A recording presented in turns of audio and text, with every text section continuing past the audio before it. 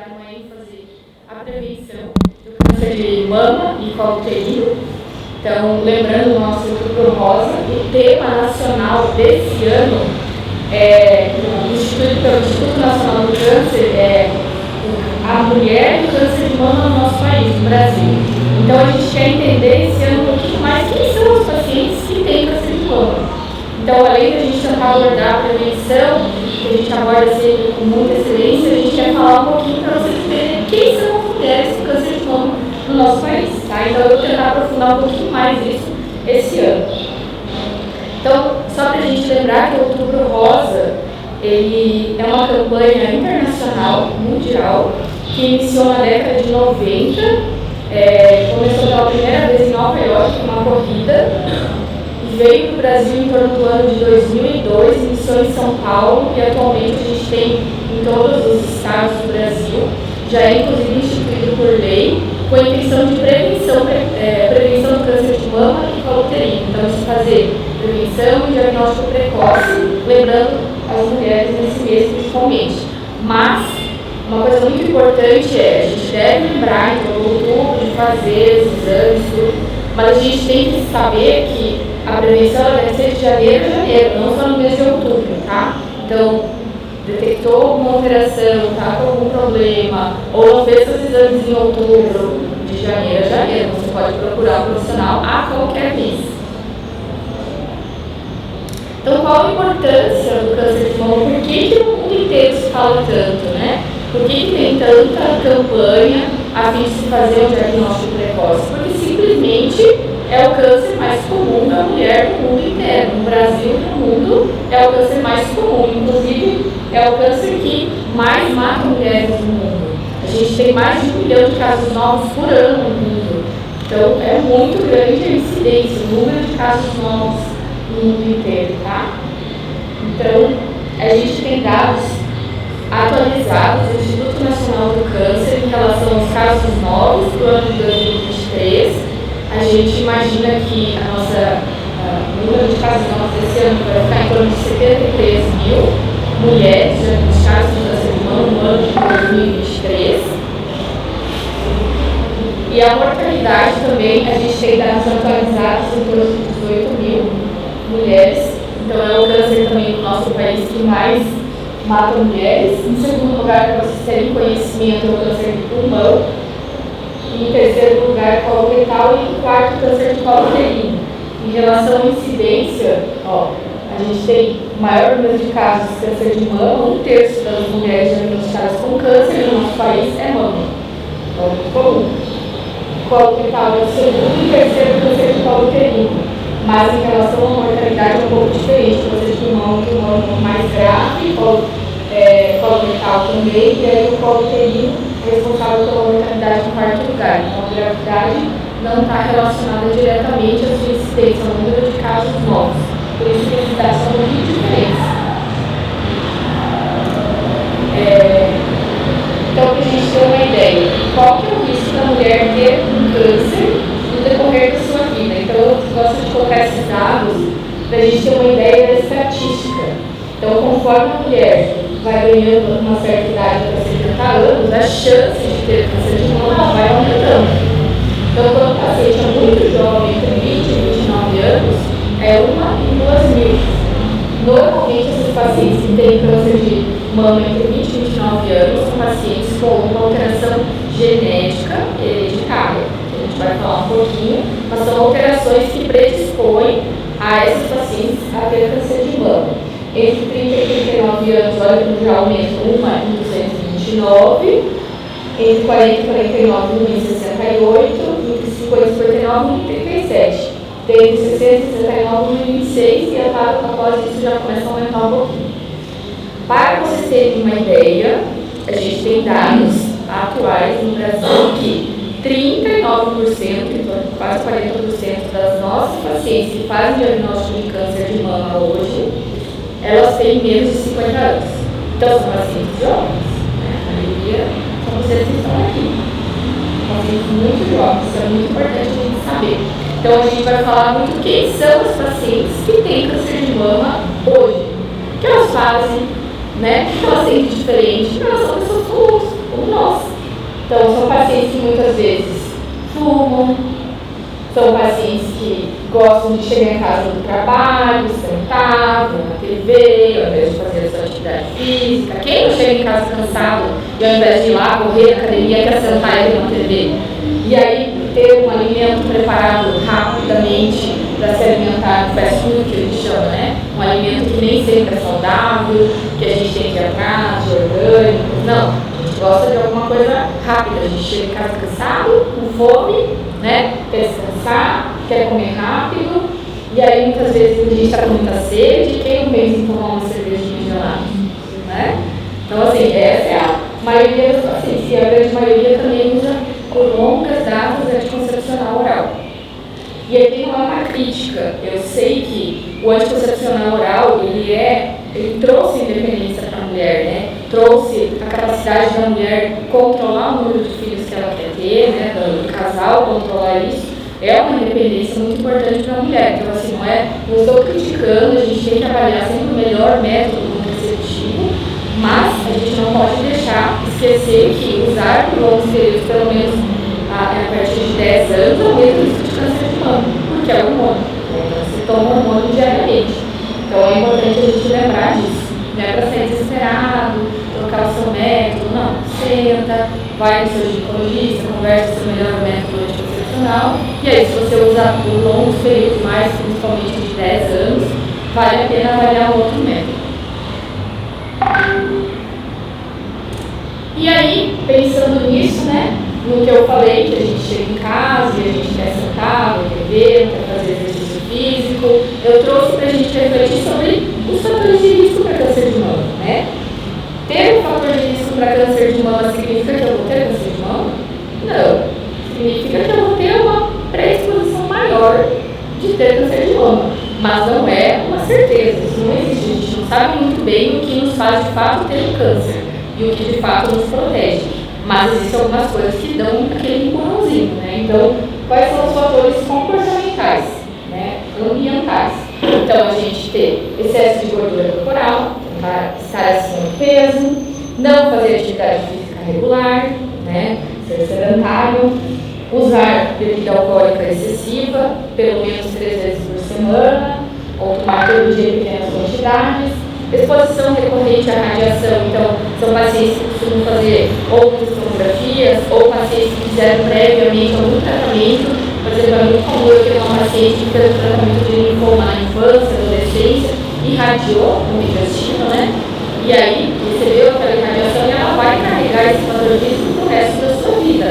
Aumenta, se irradiar o intestino, a chance de ter câncer de mama. Então, é importante a gente frisar isso, fazer mamografia anual. A gente tem dados de que não é um fator de risco, não aumenta o risco de câncer de mama. Não tem problema, pode fazer. Inclusive, para síndromes genéticas, pode sim fazer mamografia anual. Não é uma mamografia, ela tem uma quantidade de radiação muito baixa, não é uma mamografia que vai aumentar o risco de câncer de mama.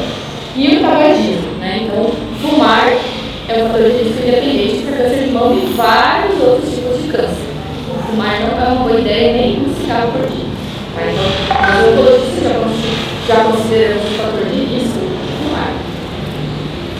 E a história também de exposição hormonal das mulheres também é um fator de risco independente para câncer de mama. Por exemplo, aquela mulher que teve sua primeira menstruação muito precocemente, e isso a gente vê que pela evolução cada dia é mais comum, a gente vê meninas que menstruam com menos de 12 anos, 9 anos, 10 anos já estão menstruando. Isso é muito comum, isso é um fator de risco para câncer de mama. Primeiro, gravidez após os 30 anos, porque a gestação em si é um fator de proteção, porque você diminui a exposição aos hormônios femininos, né? Assim como você amamentar também protege do câncer de mama, principalmente se amamentar pelo menos 6 meses, especialmente acima de 1 ano. A menopausa tardia a gente considera acima de 55 anos, porque você, por exemplo, menstrua muito cedo e entra em menopausa muito tarde, você vai ver muitos anos se expondo aos hormônios femininos. Então, isso é um fator de risco independente para câncer de mama. E não ter filhos, porque a gestação é um fator de proteção, por reduzir justamente a produção hormonal durante esse período. É um fator de risco não ter filhos, muito qualidade. E outro fator de a gente não pode mudar e nunca vai conseguir mudar são os fatores genéticos que a gente traz do pai e da mãe. Tá? Então, os fatores genéticos e hereditários, eles são um fator de risco para câncer de mama, independente, que é algo que a gente de fato não consegue mudar. Né? Então, quando eu vou pensar que eu posso ter algum fator genético que aumente o meu risco de ter câncer de mama? Quando você tem uma história familiar de alguém na família com câncer de mama, ou câncer de ovário, ou outros tumores muito precocemente. Então, abaixo de 35 anos, você vai pensar que você pode ter alguma alteração genética. Tá? E aí, se você tem alguém na família, eles são dados mais avançados com mutação de genes específicos para câncer de mama, como BRCA1, BRCA2, também você tem que pensar que tem que fazer o teste genético. Se vai sempre lembrar, se identificou os fatores de risco, que eu falei, ou tem alguma história familiar de câncer, procure ajuda, vai no ginecologista, vai no seu mastologista. Normalmente não vai procurar um oncologista direto, né? Mas geralmente um ginecologista para avaliar, fazer seus exames e ver se você se encaixa em algum fator de risco e fazer um teste genético muitas vezes. Em relação à dieta, então, hoje em dia a gente sabe muito que o câncer de mama ele é um tumor sistêmico. Então, não é um tumor localizado só na mama, ele está na corrente sanguínea e ele está muito relacionado ao nosso metabolismo. Então, ele é muito metabólico, ele está muito relacionado à síndrome metabólica, aquele paciente sedentário que não se alimenta bem, né? Então, obeso.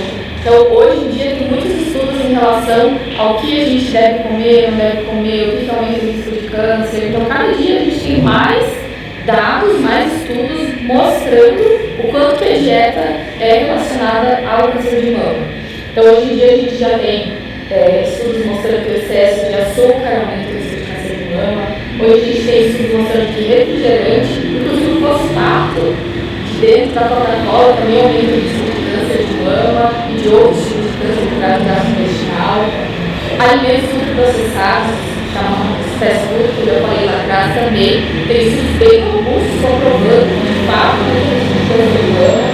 Essas carnes processadas, cheias de muito química, hidratos, aspartame também, utilizados antes como aspartame, aumenta também o risco de câncer de mama.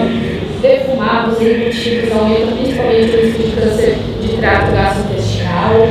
Ingestão excessiva de carne vermelha está relacionada também a câncer de intestino, que é o câncer coloretal, principalmente se você comer todos os dias ou acima de meio quilo por semana.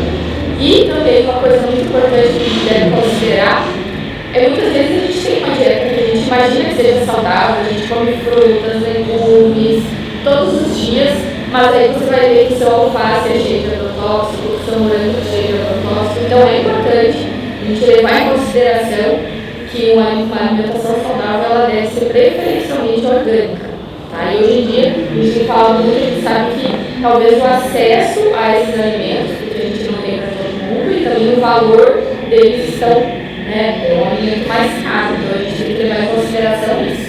O que a gente come e como que eles são produzidos. Então, ele está cheio de agrotóxicos, você está comendo um morango que você acha que está, né, nossa, super saudável, mas está cheio de veneno. Vou tomar cuidado em relação a isso. Em relação à parte genética, então, eu imagino que vocês devem saber que todo câncer de mama, ele é genético.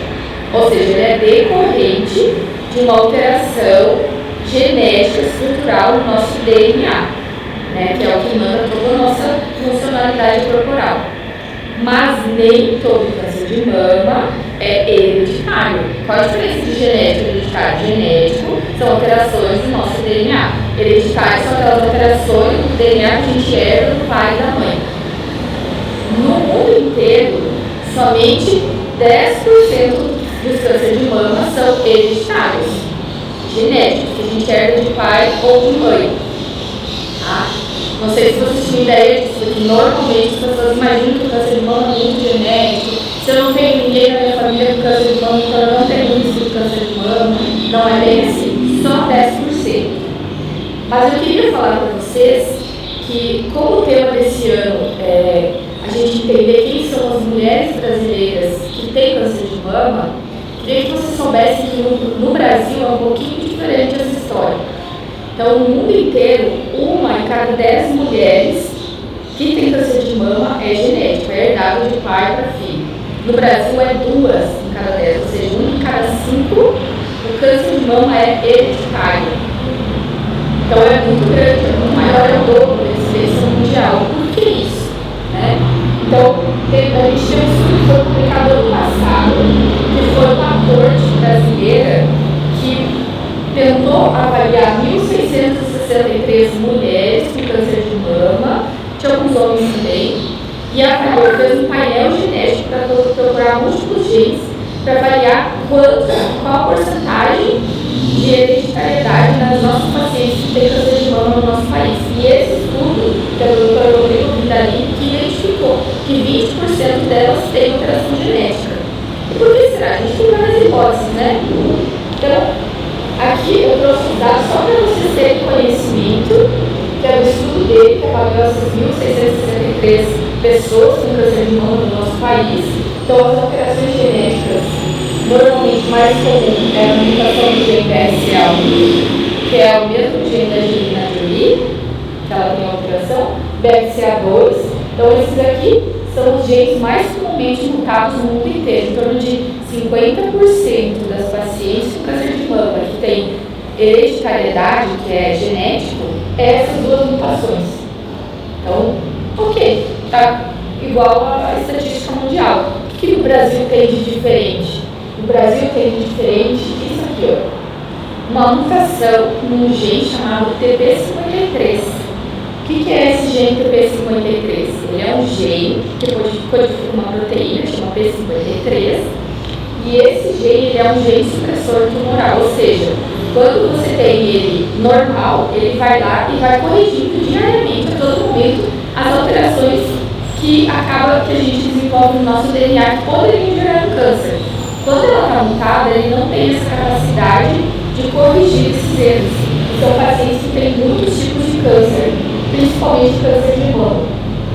Então, aqui para a gente ter uma ideia, principalmente no sul e sudeste do Brasil, essa alteração é mais comum dessa mutação. Ó, se a gente pegar no norte, nordeste e região central, não tem essa mutação, é mais no sul e sudeste, dessa definição. E aí a idade média dessas pacientes, então são pacientes que têm câncer de mama um pouco mais jovem, inclusive a média de idade delas é os 38 anos. E aqui, quando tem mutação no gene BRCA1 36 e BRCA2 em torno de 40 anos, a idade média de diagnóstico. E na nossa população, de todos os tipos de alterações genéticas, em torno de 41 é a média. Então é importante a gente saber, porque eu queria falar um pouquinho mais para vocês sobre essa alteração que a gente tem no Brasil. Então, o terceiro gene mais comum no Brasil que causa alterações genéticas é esse gene TP53, que ele está relacionado a uma síndrome chamada síndrome de Lifamene. Então, aqui, ó, isso aqui são dados do estudo dele, que pegou 100% das pacientes com câncer de mama, 20% delas têm alteração genética. No mundo inteiro é 10%, no Brasil é 20%. Aí que ele pegou essas 20% e tentou avaliar quais são as mutações. Então, BRCA1 e BRCA2 em torno de 50%. 10% é essa mutação em TP53. Aí ele abriu essa mutação em TP53 e avaliou que tem 70% uma alteração chamada R37H. O que é isso? O R37H é um código dentro desse gene que ele foi desvendado e a gente sabe hoje em dia que ele foi transmitido por uma única pessoa, tá? Porque é uma alteração bem específica. Então, o principal responsável por essa alteração no sul e sudeste do Brasil, a gente sabe que foi disseminado no século XVIII por um tropeiro. Então, lembrando que os tropeiros eles saíam lá de Porto Alegre, eles iam a cavalo por toda essa região. Porto Alegre, Viamão, Vacaria, ia lá por lá, Curitibanos, Mafra, Lapa, muitas vezes alguns passavam em Curitiba, tinha Ponta Grossa e até Sorocaba, São Paulo, a cavalo. Quando eles iam a cavalo, cada dia eles tinham que parar em algum vilarejo, na época, das cidades. Tinha um senhor que tinha uma alteração genética, coincidentemente uma alteração no gene TP53, esse colo R37H, que não manifestava nenhum tipo de alteração, ele era normal. Mas ele parava em cada cidade e tinha uma família. Então ele tinha família em todas essas regiões aqui. E ele foi disseminando sua alteração genética, que hoje a gente sabe que está relacionado ao aumento de câncer no sul e sudeste do Brasil, chamado síndrome de Inframed. Então, o que é a síndrome de Inframed? É uma síndrome genética hereditária extremamente rara no mundo inteiro. No Brasil já temos mais de 400 mil pessoas identificadas com essa síndrome. Essa alteração que causa no gene 53, que leva a uma ausência de supressão de formação de tumores. Esses pacientes costumam ter câncer, podem ter câncer desde o nascimento, então são crianças que nascem com alterações, tumores cerebrais, tumores numa glândula em cima do rim chamado suprarrenal, pacientes jovens em torno de 38 anos com câncer de mama, sarcomas, que são tumores de partes moles, tumores de pele, leucemia, tumores cerebrais. Hoje a gente tem dados da Corte Brasileira de Inframed, que tem também câncer de pulmão. Então, assim, no sul e sudeste do Brasil, aqui explica aquela tabela por que a gente tem mais câncer do que o resto do Brasil. Por conta desse único tropeiro do século XVIII, que disseminou a sua alteração genética e faz com que as pessoas que têm essa alteração, 85% de chance de desenvolver câncer no decorrer da sua vida. Então, assim, é uma alteração genética de alta penetrância, então a chance de ter câncer é muito alta, são pacientes muito jovens, por isso que a gente tem tanto na região sul e sudeste. Isso é bem importante vocês saberem, tá? Como que eu faço, então, para fazer uma investigação genética? Né? Você sempre tem que lembrar que tem que procurar um profissional qualificado, você tem que lembrar que, preferencialmente, é importante a gente fazer sempre um teste genético de alguém na família que tenha câncer, para a gente avaliar se essa pessoa tem alteração genética, para daí você pensar em fazer nos seus familiares. Né? Então, a síndrome de Inframed é comum, sul e sudeste, a gente deve pensar que se você tiver várias pessoas na sua família com câncer de mama, sarcomas, ou melanoma, leucemia, tumor cerebral, crianças com câncer, sim, a gente tem que pensar na síndrome e a gente deve investigar ela. Outra mutação muito comum é a mutação do gene BRCA1, que muitas pessoas ficaram conhecendo a síndrome, essa mutação genética que leva à produção de câncer de mama no decorrer da sua vida em torno de 80% dos BRCA1, em torno de 65% que é a mutação do gene BRCA2. Essas pacientes que têm essa mutação também têm um risco em torno de 45% de câncer de ovário. São pacientes muito jovens que têm tumores muito agressivos do tipo triplo negativo. Então, a Angelina Jolie, ela nunca teve câncer, mas a mãe dela teve, fez o teste genético, descobriu que tinha alteração, essa mutação do gene BRCA1. A Angelina Jolie fez o teste genético, descobriu que tinha alteração. Por conta disso, ela fez um aconselhamento genético e aconselharam ela a reduzir o risco de câncer de mama e ovário. Como se faz isso? A gente indica a partir de 20 anos a fazer a adenomastectomia bilateral, tirar as duas mamas preventivamente para evitar o risco de câncer de mama, e em torno de 35 a 40 anos, depende da BRCA1 ou BRCA2, fazer retirada de ovários. É isso que a Angelina Jolie fez. Ela tirou as mamas e ela retirou os ovários preventivamente para reduzir o risco, porque ela tem essa alteração genética. O gene BRCA1 e o gene BRCA2 também são genes supressores tumorais. Então, eles ficam o tempo todo corrigindo as alterações do nosso DNA, impedindo a formação de câncer. Quando você é mutado, você não vai ter essa correção. Então, pode desenvolver câncer de mama, principalmente em torno de 85% das pacientes. Então, o aconselhamento genético ele deve ser feito por um profissional qualificado, normalmente são os oncogenetistas, normalmente eles têm formação em genética médica, alguns oncologistas têm essa formação também. Ainda a oncogenética não é reconhecida como uma subespecialidade pelo Conselho Federal de Medicina, mas isso está em andamento, talvez em breve tenha-se esse reconhecimento. Mas é importante a gente sempre lembrar que alguém na família é cometido por câncer, não necessariamente câncer de mama, essa pessoa deve fazer o aconselhamento, deve fazer um teste genético Hoje a gente utiliza os painéis de múltiplos genes para identificar alterações, que hoje em dia está muito mais em conta, e a nossa maior dificuldade hoje em dia, sim, é o acesso a esses testes, né? E se der alterado, por exemplo, tem uma paciente com câncer de mama, a gente deve, e tem alteração genética, a gente deve pedir para todos os seus familiares de primeiro grau também fazer o teste para fazer a prevenção. Então, se um filho tem alteração em translogia em BRCA, eu vou fazer um rastreamento precoce nesse caso. Então, isso é importante. Então, quem são os pacientes com câncer de mama que devem fazer o teste genético? Né? Idealmente, todas, mas como aquilo que eu falei, a gente tem muita dificuldade no acesso, são testes unificados, a gente tem alguns critérios. Tá? Então, quem não pode deixar de fazer? Todos os pacientes com câncer de mama tipo triplo negativo. Qualquer idade, 80 anos, tem que fazer teste genético. 30 anos tem que fazer teste genético. Tem que fazer de preferência um painel NGS com múltiplos genes para avaliar se ela tem uma alteração genética.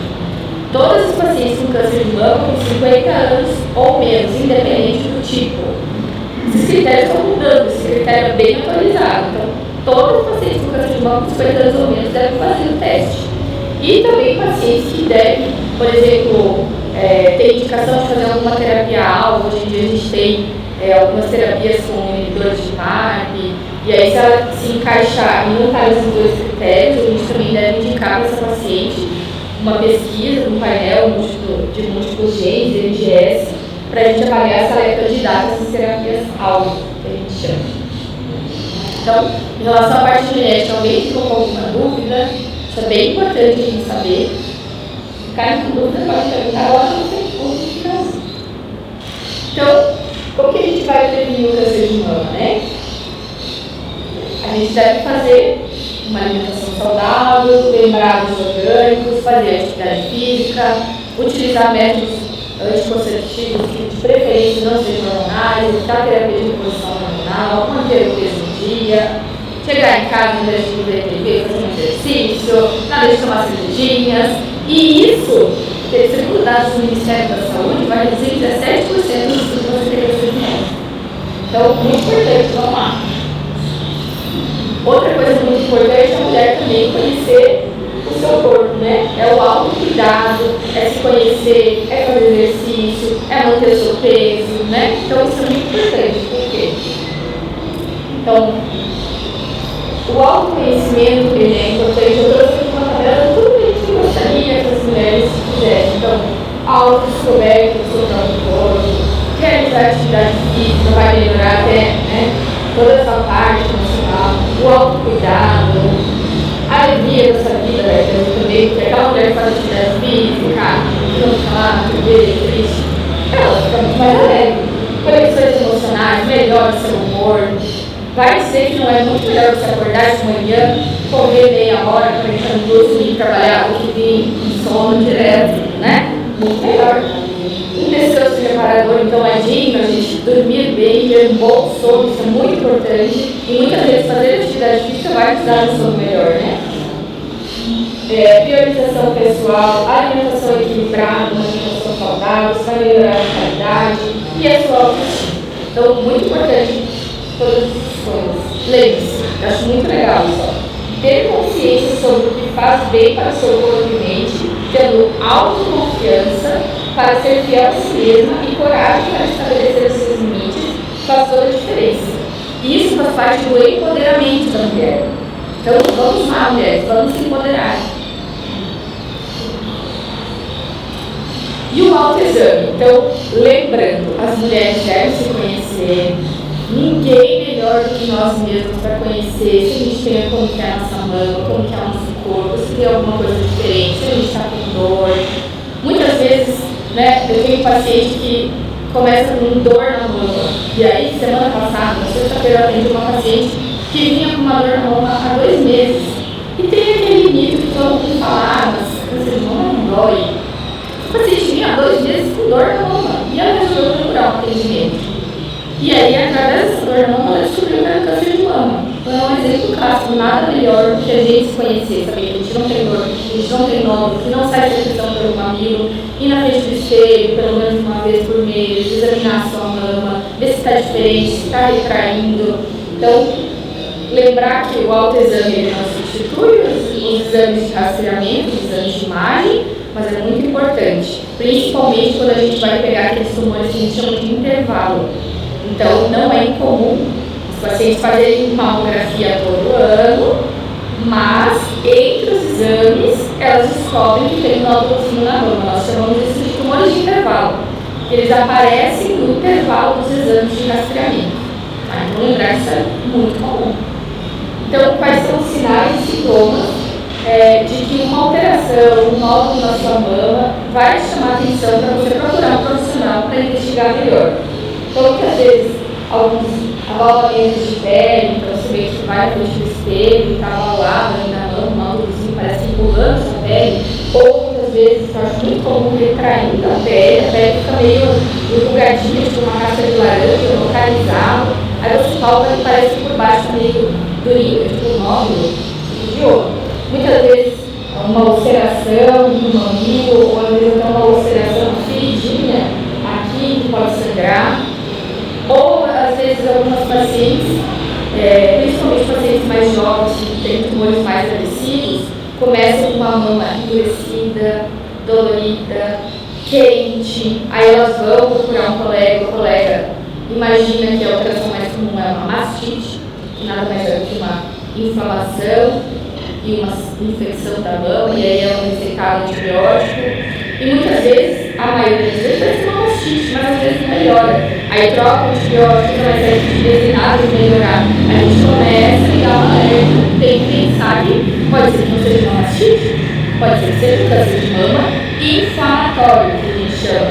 Então, é uma alteração que envolve a mama inteira, a mama fica vermelha, quente, dura, dolorida, um aspecto de casca de laranja, e normalmente uma paciente mais jovem e com uma evolução muito rápida, e não melhora com antibiótico. Também pode ser uma alteração relacionada ao câncer de mama. E quando que a gente deve, então, procurar para fazer o diagnóstico precoce do câncer de mama? Então, lembrar que o diagnóstico precoce não é a prevenção. Prevenção é reduzir os fatores de risco que a gente conversou. Diagnóstico precoce é você ir no ginecologista quando você percebe alguma alteração na mama ou ir todo ano e fazer a sua mamografia. Quem deve fazer mamografia? Todas as mulheres a partir de 40 anos. Todas, não há exceção. Porém, algumas pacientes devem iniciar antes. Quando deve iniciar antes? Se você tiver alguma alteração e o seu médico considerou fazer antes, tem que ver se quando está com nódulo, você vai fazer antes. Ou 10 anos antes de algum familiar com câncer de mama de primeiro grau. Então, a sua mãe teve câncer de mama aos 40, você vai iniciar aos 30. Tá bom? Não tem problema, que eu falei, a irradiação, a mamografia anual, não tem problema, não aumenta o risco de câncer de mama, pode fazer.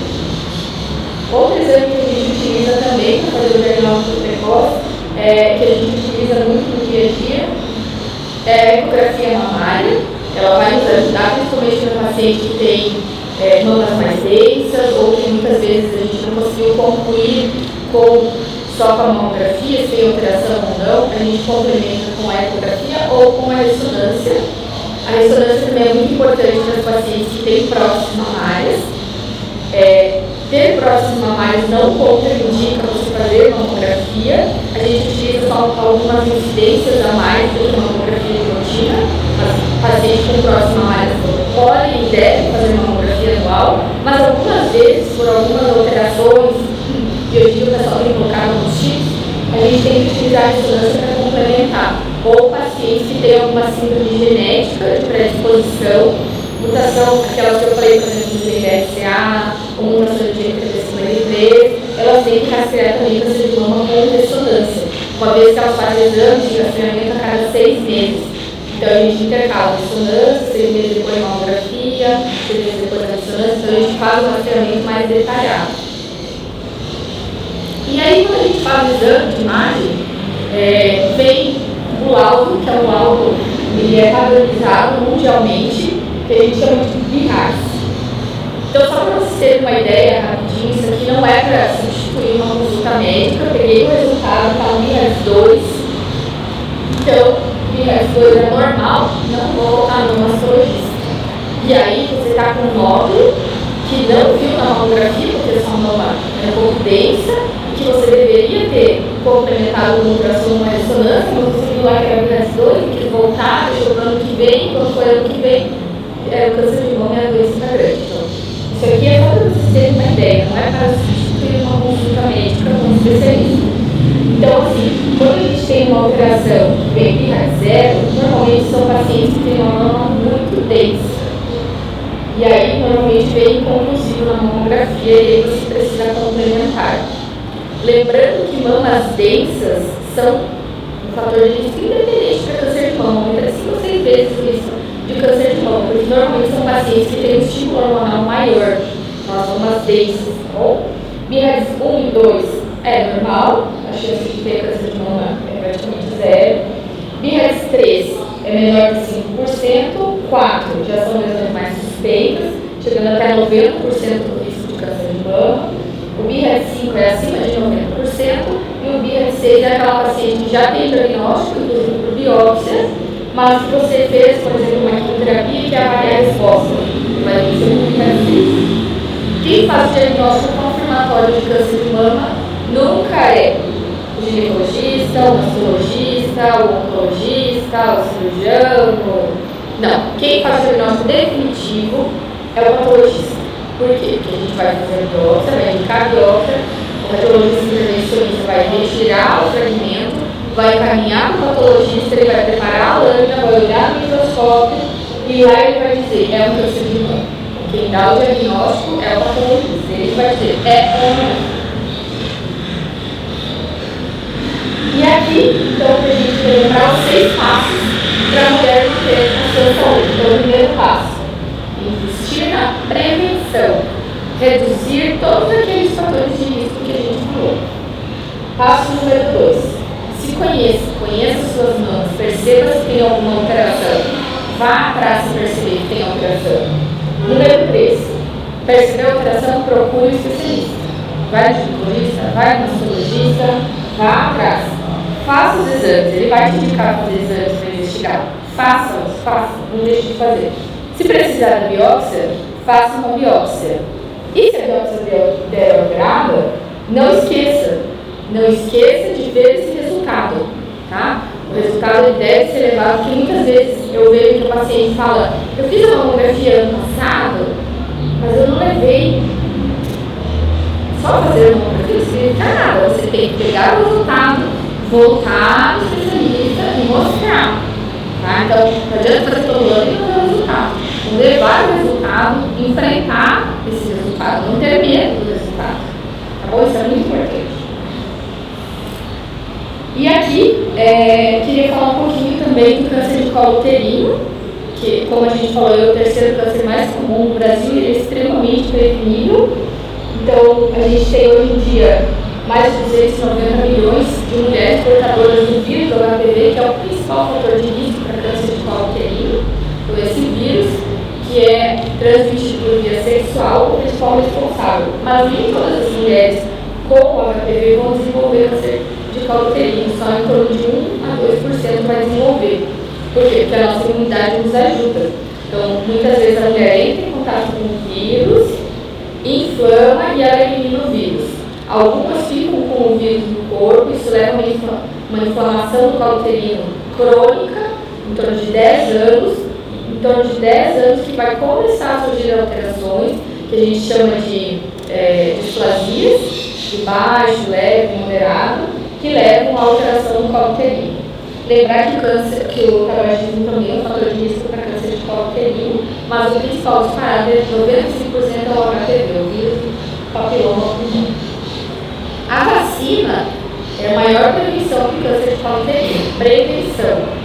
O diagnóstico precoce a gente faz com o Papa Nicolau, mas a prevenção é fazer a vacina. Então, estimulem as suas filhas e filhos a realizar a vacinação.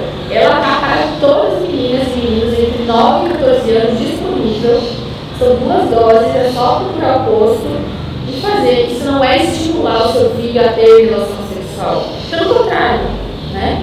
É você ajudar a sua filha a prevenir e nunca acabar com essa história de câncer de colo uterino. A gente pode acabar com todo esse índice tão grande desse tipo de câncer. A gente que na rotina casa, os pacientes sabem que é uma doença muito grave, é muito ruim, elas morrem desse tipo de câncer. Então, é muito ruim.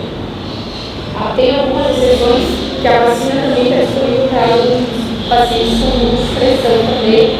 Então, na dúvida, procurar um posto de saúde. Lembrando que o câncer do colo uterino está relacionado ao HPV, mas o HPV não causa só câncer do colo uterino, ele pode causar câncer também na vagina, na vulva, no canal anal e até orofaringe. Então, vai prevenir também esse tipo de câncer a vacina.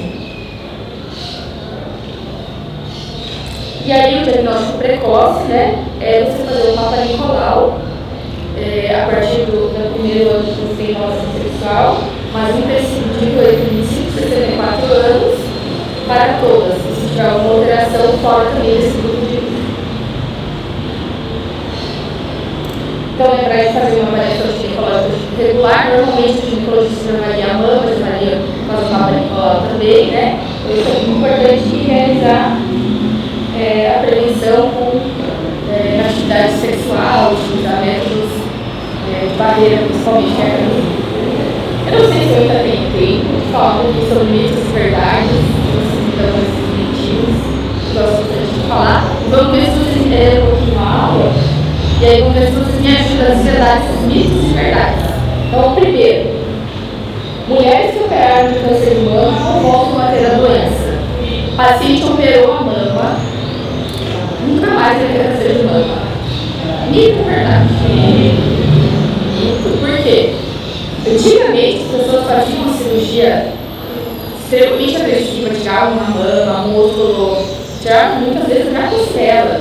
Mas isso não fazia uma prevenção, porque elas percebiam que voltava em outro local. Hoje a gente sabe que o câncer de mama é uma doença sistêmica, está no sangue. Ou seja, você opera aqui e ele está no sangue e volta no osso, no linfonodo, que é a íngua, no fígado, no pulmão, no cérebro. Então a prevenção, só fazer a cirurgia, você consegue eliminar a doença entre 35% a 40%. Daí que a gente faz tanto tratamento de quimioterapia, hormonoterapia, então a gente faz associação com hormonoterapia, essas associações que vão reduzir a chance da doença voltar.